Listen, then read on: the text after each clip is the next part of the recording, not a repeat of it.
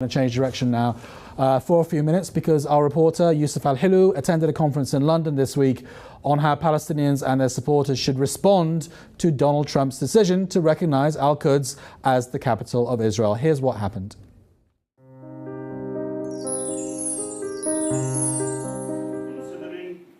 The title of this seminar was "Jerusalem is the Gateway to International Peace and Security."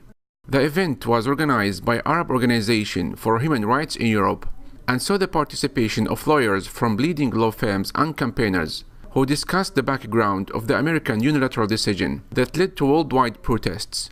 The decision, as some experts believe, that is a box-ticking exercise by Trump, and they describe it as a short-sighted approach that cannot be tolerated. There are a number of countries, the overwhelming majority of the international community, that stand against that. And this is really a time now for that opposition to be shown and for those countries to come with the real alternatives to President Trump's vision and put those into practice, because he will not be able to railroad through it against the will of the whole world. Campaigners stress the importance of promoting for nonviolent resistance in the face of Israel's excessive lethal force through adopting culture and art resistance, among many other creative ideas. For us, non-violence is not a linear thing.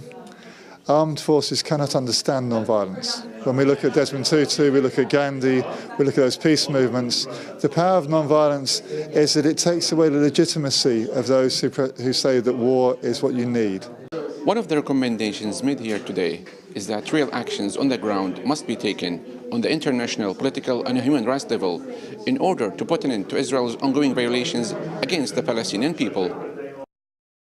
The lack of accountability and the continuing Israeli impunity for decades, as well as the ongoing total disregard for international humanitarian and international law, was another angle of the discussion, which explored the U.S. pressure imposed on the Palestinian Authority in order to stop it from seeking justice at the International Criminal Court.